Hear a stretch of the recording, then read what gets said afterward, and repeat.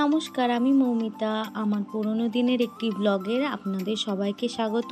আশা করছি আপনারা সবাই ভালো আছেন। দিনটি ছিল 12ই এপ্রিল, ছিল হনুমান জয়ন্তী। সন্ধেবেলা গিয়ে পান পাতা কিনে নিয়ে এসেছিলাম, এই মেয়েতে সিঁদুর, নতুন তেল সবকিছুই কিনে নিয়ে এসেছিলাম।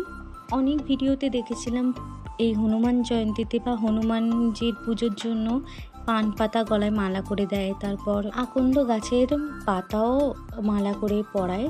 তো সেই জন্য আমিও গিয়েছিলাম এটা কিনতে। পাতায় নাম লেখার জন্য এখানে দেখুন আমি সিঁদুরের সাথে একটু সর্ষের তেল নিয়ে একটা মিশ্রণ বানিয়ে নিয়েছি। বাড়িতে কোনো পুজোর সময় যখন স্বস্তিক চিহ্ন আঁকা হয় তখন দেখেছি এরকম সিঁদুর আর তেলের সাহায্যে এরকম একটা মিশ্রণ বানায়। আমাদের যিনি ব্রাহ্মণ পুজো করতে আসেন এরকমভাবেই বানাতে দেখেছিলাম। আমিও ঠিক সেইভাবেই এই মিশ্রণটা বানিয়েছি। দেখুন পাতার মধ্যে আমি রাম নামটা লিখছি। এখানে মোট 51টা পান পাতা ছিল। তো দেখুন সব কটা দিয়ে এরকম নাম লিখছি। প্রথমে ধুয়ে মুছে পরিষ্কার করে নিই, তারপরে এই নামগুলো আমি লিখে নিচ্ছি। ব্যাঙ্গালোরেও অনেক মন্দিরে দেখেছি, মানে হনুমানজি মন্দিরে যখন যাই তখন দেখি অনেক মালা এই পান পাতার হনুমানজির গলায় পরানো থাকে। রাতে আমি ওগুলো করে রাখার পর সকালবেলা মা এগুলো মোটামুটি 11টা তারপর একটা মানে হিসাব করে করে মাও এখানে মালার মতো দড়ি দিয়ে বানিয়ে নিয়েছে। আর মা সকালবেলা আকন্দ গাছের পাতাও নিয়ে এসেছিল। তো এখানে মা একদিকে পান পাতার আরও কয়েকটা মালা বানিয়ে নিচ্ছে, আর আমি এখানে আকন্দ গাছের পাতাতে নামটা আবার লিখে নিচ্ছিলাম। তারপর আবার এইগুলো একসাথে মা মালা বানিয়ে নেবে। এই যে দেখুন একটা একটা করে, এটা আর কি পুরো 108টা মালা পাতা নিয়ে আসা হয়েছিল, তারই পুরোটারই মালা করা হবে। এটা আর হাফ হাফ করে বা কোনো রকম বিজোড়ের সংখ্যার কোনো মালা হবে না। মোটামুটি আমার প্রায় সবই লেখা কমপ্লিট হয়ে গেছে। তো এখানে দেখুন মা এবার আস্তে আস্তে প্রত্যেকটা পাতা গেঁথে নিচ্ছে সুতো দিয়ে। আর আজ গঙ্গা স্নানও করবো, তারপরে পুজো দেব। চলে এসেছি বালি গঙ্গার ঘাটে। এবারে আর দক্ষিণেশ্বর যাইনি, কারণ দক্ষিণেশ্বরে অনেক নিয়ম হয়ে গেছে। ভেবেছিলাম 1টার পরে বন্ধ হয়ে যাবে তাই, আর আমাদের আসতে একটু লেট হয়েছিল, মোটামুটি 12:30। ওই জন্য আর এবারে দক্ষিণেশ্বরে যাওয়া হয়নি। তাই গঙ্গা স্নানটা সেরে নিয়েছিলাম। এই ব্রিজটা হচ্ছে বালি ব্রিজ। বালিতে গঙ্গা স্নান করার পর একটু চেঞ্জিংয়ের অনেক প্রবলেম হয়, কারণ চেঞ্জিং রুমটা অবস্থা একদমই ভালো না। তো আমি রেডি হয়ে নিয়েছিলাম স্নান টান করে। আর এটা দেখুন এখানকার শিব মন্দির। এখানেও অনেকগুলো শিব মন্দির আছে, এখানে একটা আছে। তো আমার মা দিদি এখানে জল ঢেলেছিল স্নান টান করে।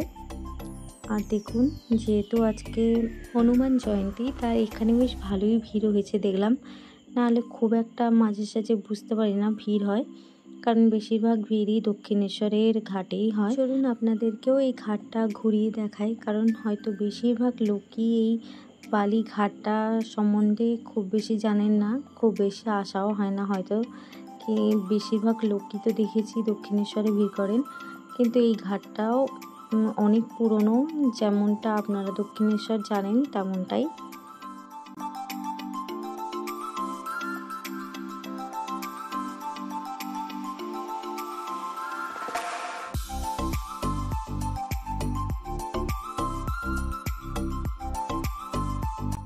এখানে একটা হনুমানজির মূর্তি রাখা আছে। এখানে বেশ ভালোই বড় বড় বট গাছ, অশ্বত্থ গাছ এরকম আছে, পুজোও দেয় দেখেছি।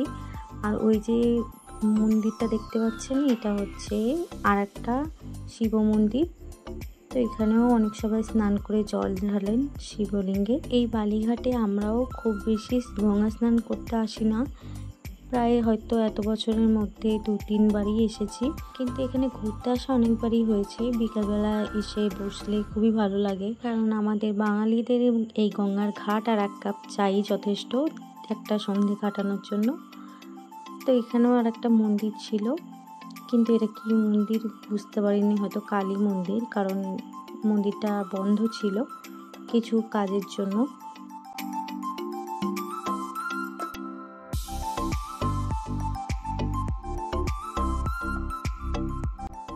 সবাই গঙ্গা স্নান মোটামুটি হয়ে গেছিলো, তাই একটু বসেছিলাম। ভেবেছিলাম একটু সন্ধে সন্ধে করে যাব, কিন্তু দেখলাম যে না মোটামুটি দুপুর হয়ে গেছে, আর এত গরমে যেহেতু এপ্রিল মাস তো খুব গরম ছিল, তাই আর ভালো লাগছিল না বসে থাকতে।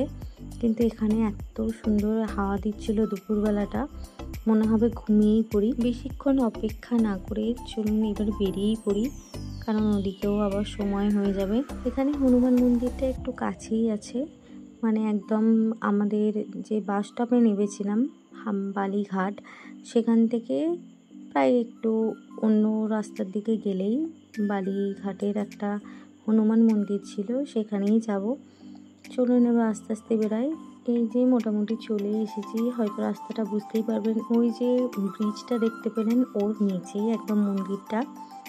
তো চলুন আস্তে আস্তে যাই, কারণ বেশ ভালোই সময় হয়ে গেছে, 2:30-3টে মতো বাজে। রাঙ্গুলি মল যাওয়ার সময় এই মন্দিরটা আমি প্রায়ই দেখতে পাই, কারণ এটা দিয়েই আমি যাই।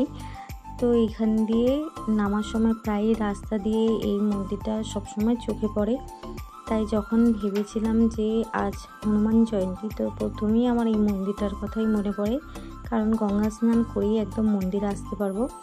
দেখুন বেশ ভালোই ভিড় হয়েছে, আর এখানে দেওয়া হচ্ছিল প্রসাদ।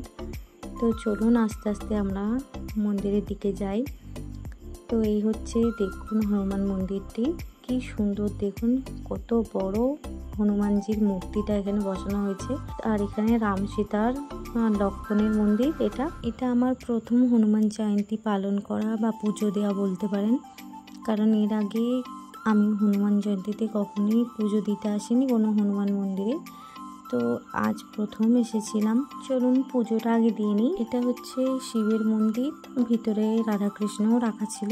পুজো আমাদের দেওয়া হয়ে গেছে, আর যে মালাগুলো নিয়ে এসেছিলাম সেগুলো জাস্ট গলায় ছুঁয়ে দিয়েছিল। বেশ তাড়াতাড়ি চলে এসেছিলাম, কারণ এরপর গেট বন্ধ করে দিয়েছিল, তারপর বিকেল 5টায় খুলবে। চলুন ভিডিওটাও আজ এখানেই শেষ করছি। ভিডিওটা কেমন হয়েছে অবশ্যই কমেন্টে জানাবেন, ভালো লাগলে লাইক, কমেন্ট, শেয়ার এবং সাবস্ক্রাইব করে দেবেন। দেখা হবে খুব তাড়াতাড়ি নতুন একটি ব্লগে। নিজেদেরই খেয়াল রাখবেন, ভালো থাকবেন, বাই বাই।